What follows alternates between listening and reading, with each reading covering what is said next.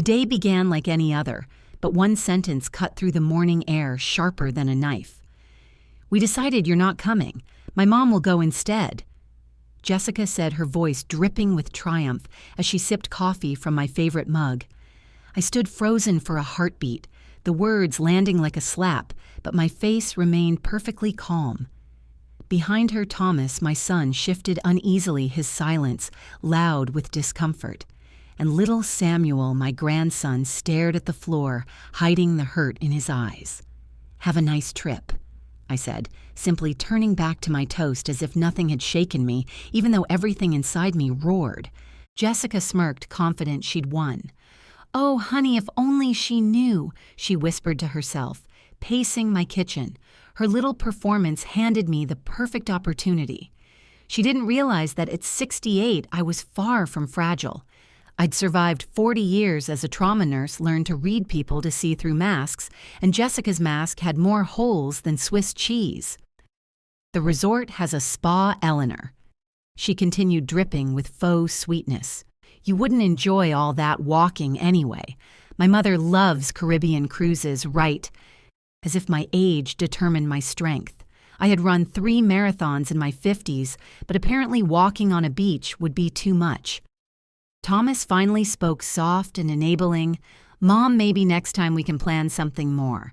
Suitable for you, suitable for me." The audacity of it, he hadn't seen the years I'd sacrificed working double shifts, raising him alone after his father died, babysitting Samuel every weekend while they attended their fancy lawyer parties. But who keeps track, right? I let it slide, keeping my voice steady. "Of course, dear. I have plenty to keep me busy here."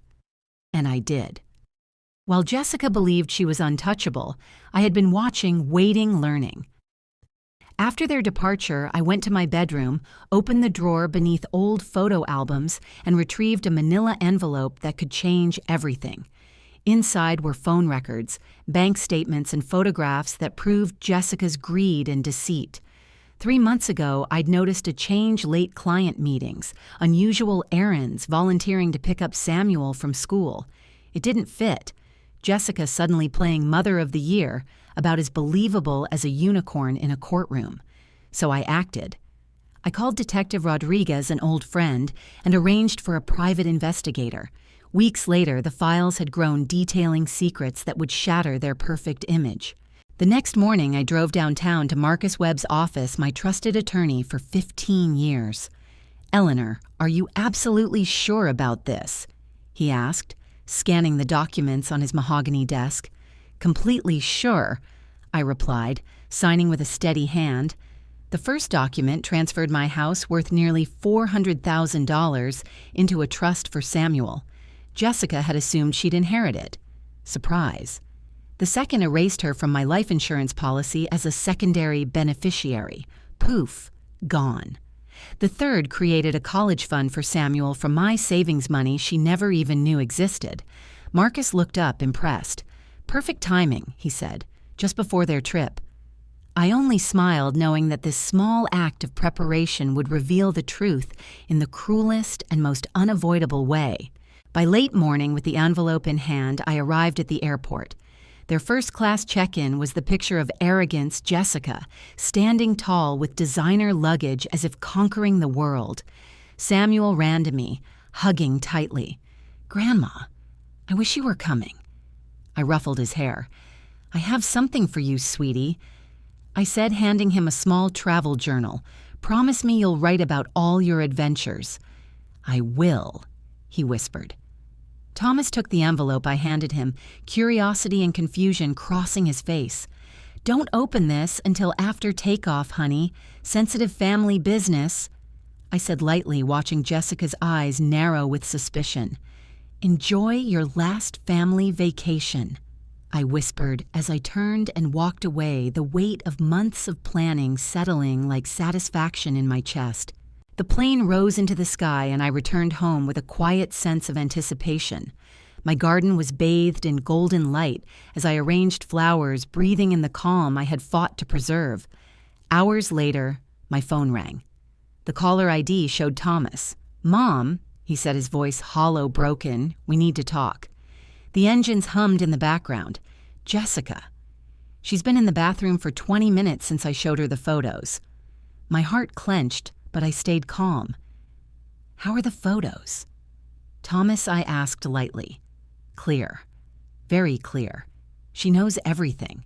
I could hear the anguish in his voice. Samuel didn't understand yet. He keeps asking why Mommy is crying, Thomas whispered. I felt a pang of sorrow for my grandson, innocent in ways that broke my heart. But this moment, however painful, was necessary.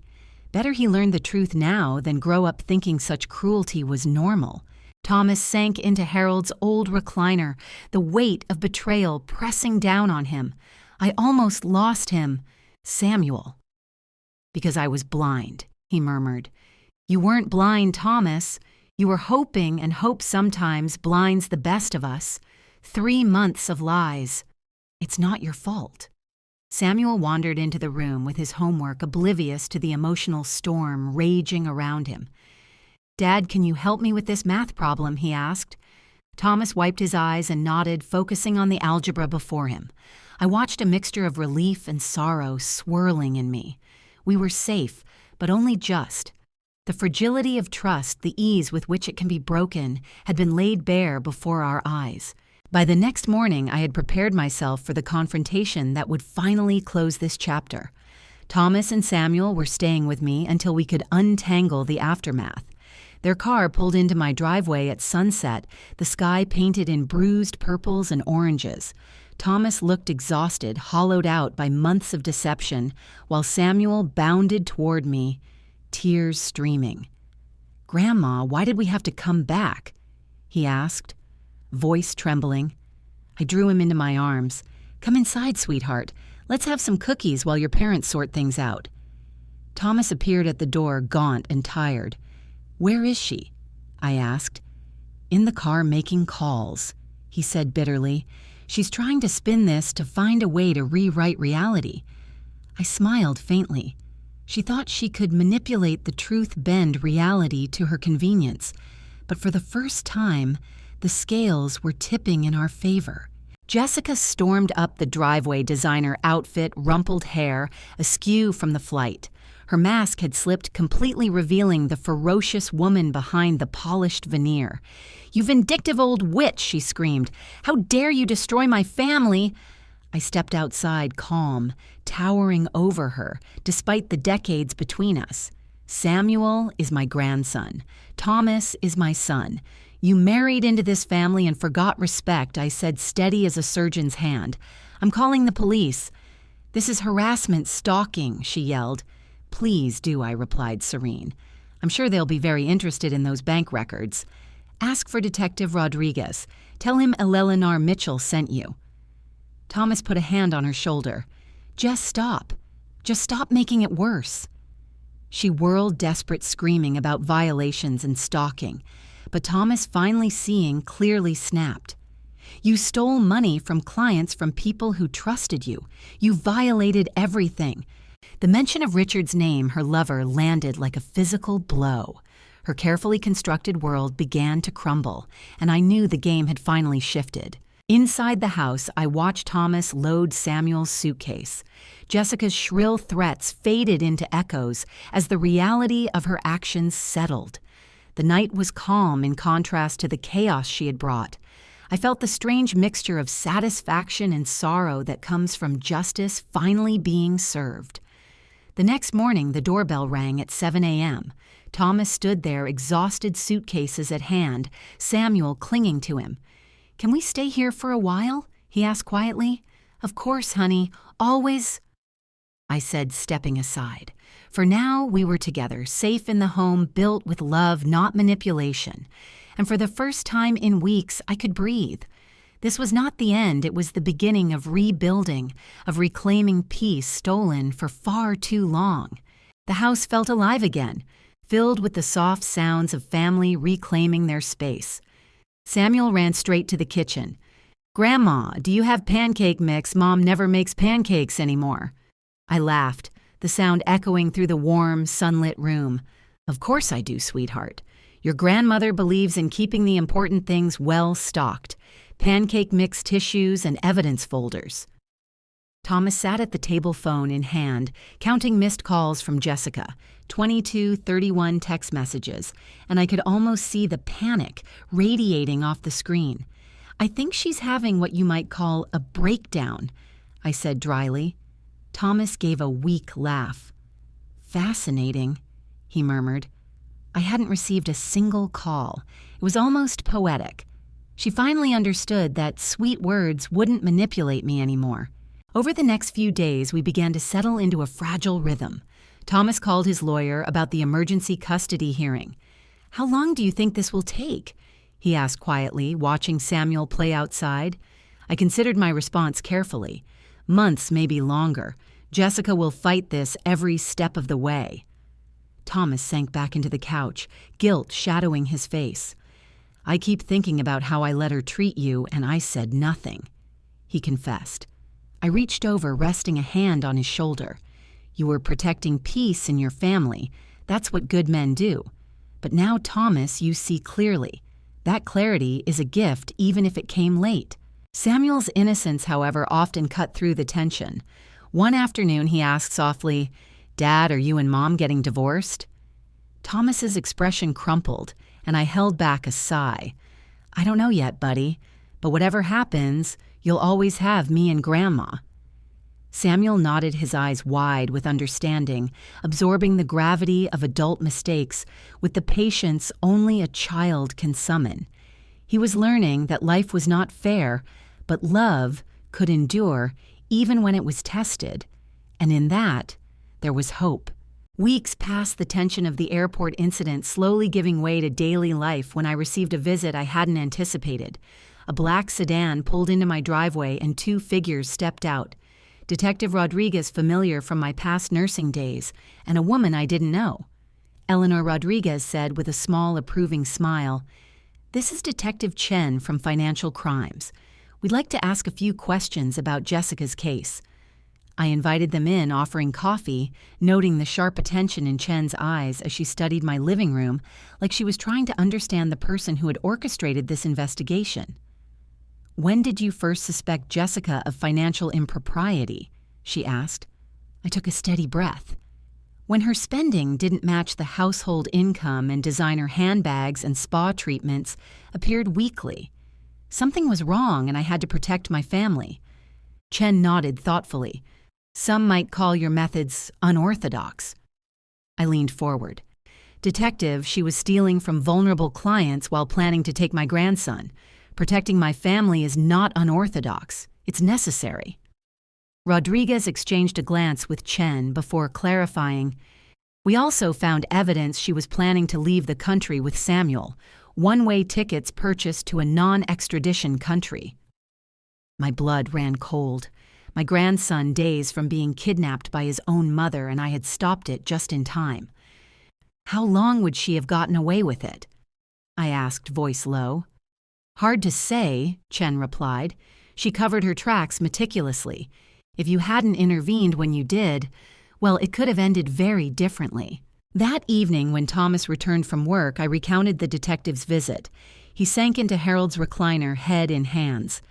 "Take him and disappear," he muttered. "It appears that way," I said gently. "Thomas, you're a good man who wanted to believe in the best. That hope nearly cost everything, but now we know the truth." Samuel wandered in homework in hand, blissfully unaware. I watched my son and my grandson and realized the depth of the chaos we had narrowly avoided. And yet in the quiet of our home, the first true threads of safety and trust began to weave themselves back into our lives. 3 months later, I found myself preparing for Jessica's sentencing, hearing the weight of everything that had happened pressing on my shoulders, though tempered by a strange sense of peace. Samuel knocked on my bedroom door. "Grandma, are you going to court today?" I nodded, patting the space beside me on the bed. He climbed up smaller than his 14-year-old frame suggested and rested his head against my shoulder. "Yes, sweetheart. Your dad and I need to be there." He glanced down at his hands, fidgeting. "Will Mom be there?" I studied his face carefully. "She will, but remember Samuel. What matters is that the truth comes out and everyone faces the consequences of their actions. He nodded slowly, absorbing the gravity of adult decisions in the gentle way only children can. The courthouse was crowded, buzzing with curiosity and the faint, tense scent of anticipation. Jessica sat at the defendant's table in an orange jumpsuit, her polished exterior stripped away. Hair-messy makeup smudged, she looked nothing like the woman who had humiliated me and nearly destroyed our family. The judge called for any victim impact statements. Thomas stood his voice steady, carrying the weight of betrayal and love in equal measure. Your Honor, Jessica Mitchell didn't just steal money from clients. She stole years of my life, manipulated my family, and nearly took my son. The emotional damage is immense. The financial crimes are serious, but the heartache she caused may never fully heal. His eyes flicked toward me silently, asking if he could carry the truth on his own. I gave a subtle nod, letting him speak, proud and heartbroken all at once. Jessica's court-appointed lawyer pleaded for leniency, citing stress and mental health struggles. The judge listened, unmoved, his gaze steady. Mrs. Mitchell, you violated the trust of your clients, your family, and your profession. The evidence shows you planned to flee with a minor child, indicating this was not a lapse in judgment, but a calculated scheme. I sentence you to 3 years in state prison with the possibility of parole after 18 months. 3 years. The words hung in the air like thunder, a judgment long awaited but sobering in its clarity. I felt a mix of satisfaction and sorrow as Jessica was led away in handcuffs, the weight of her choices etched into her features. Justice had been served, but the remnants of betrayal lingered in quiet corners of our hearts. Back at home, Samuel asked quietly, "Grandma, what happens now?" I knelt beside him, taking his small hands in mine. Now we go home and live our lives honestly, happily, and with respect for each other. His eyes brightened and he smiled faintly. "Will you teach me to make your chocolate chip cookies?" I laughed, ruffling his hair. "Of course, and yes, we'll add extra chocolate chips since Mom isn't here to complain about sugar intake." Thomas sat nearby, still carrying the echoes of guilt, but slowly learning that truth and protection could coexist with love. Life began to settle into a new rhythm. Thomas moved permanently into my home, converting the old sewing room into a home office. Samuel flourished at school and on the baseball field, while I found a quiet joy in tending my garden, the scent of roses and jasmine filling the air like a balm for old wounds. And then quietly, William Harrison entered our lives.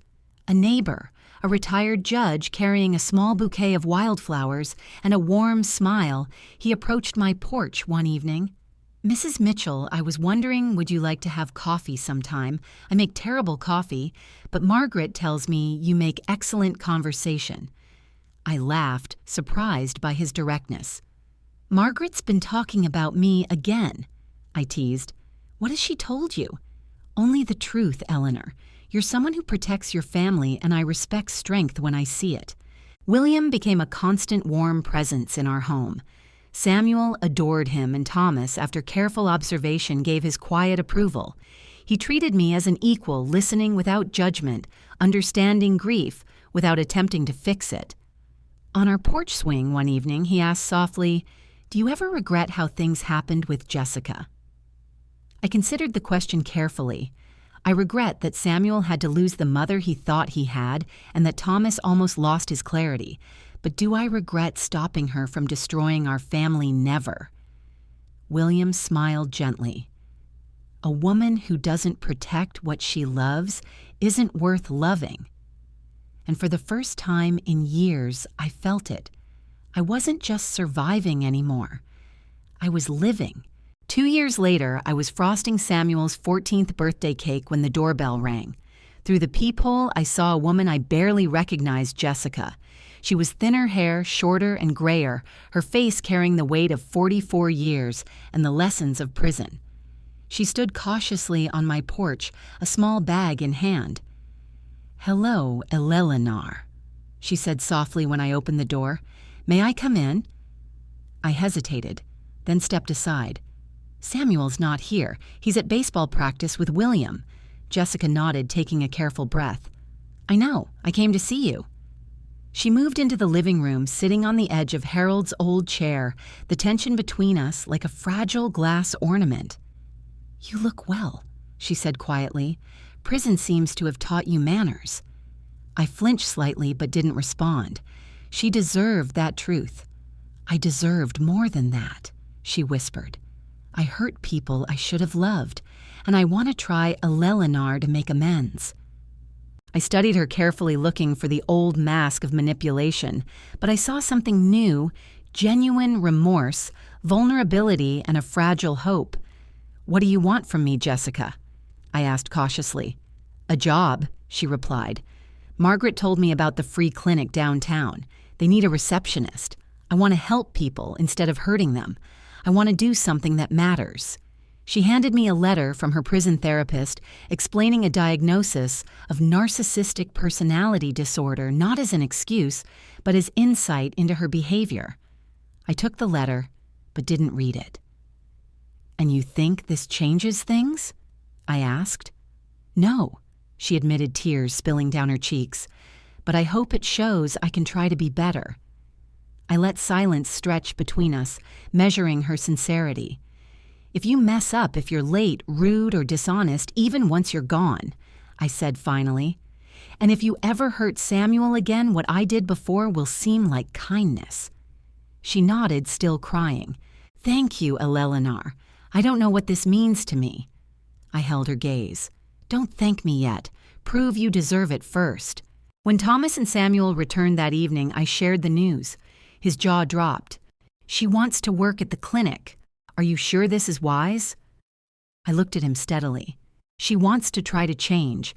Whether she succeeds is another question, but she's making the effort. Samuel, now taller than me, looked thoughtful. Does this mean Mom might be normal someday? I smiled, choosing my words carefully. People can change if they truly want to. She hurt us, but that doesn't mean she can't learn to be better. Thomas nodded slowly, realizing that protection and hope could coexist. Weeks later, Samuel came home with news that surprised us all. Dad, I want to see Mom. Thomas nearly choked on his coffee. What? Grandma says people can change if they really want to. I want to see if Mom really wants to. The request hung in the air, heavy with courage and curiosity. That Saturday, they met at a small cafe downtown, Jessica careful not to overwhelm Samuel with emotion. They talked about school baseball friends and life, carefully navigating a tentative reunion. When it was time to leave, Samuel hugged her briefly. Can we do this again sometime? He asked. I'd like that very much. She whispered, tears brimming. As we returned home, I reflected on the journey we'd been through. Life was imperfect, scarred by betrayal, yet also illuminated by love and resilience. William, Thomas, and Samuel were at my side, and I realized something profound. Sometimes the greatest gifts come from our trials. I whispered into the evening air, Thank you, Jessica. William looked at me confused. Did you just thank the woman who tried to destroy your family? I smiled. I thanked the woman who accidentally saved it.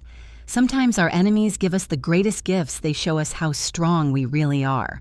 Morning came with the smell of coffee and laughter filling the kitchen. Samuel recounted his baseball game while Thomas read the newspaper. I joined them at the breakfast table, my heart full. Justice had been served, but more importantly, we had survived and we had thrived. We were living proof that strength, honesty, and second chances mattered. I thought about that terrible morning 3 years ago when Jessica had told me I wasn't welcome on the family vacation. At the time, it had felt like humiliation. Now it was the moment that showed me who I truly was, a woman who protects what she loves, who stands tall in the face of cruelty, and who teaches her family the value of respect and courage. Sometimes the best revenge isn't revenge at all. It's becoming the person you were always meant to be. And that morning, as I watched William pour coffee with his warm smile and Samuel tease his dad about baseball stats, I knew we were living that truth. Life hadn't been easy, but it had been real and it had been ours. And that, in the end, was enough. If you've enjoyed this story of resilience, family, and second chances, please like, share, and subscribe for more cinematic storytelling. And if this story moved you, leave a comment sharing a time when you or someone you love stood up for what truly matters. Your voice matters, and your story could inspire someone else today.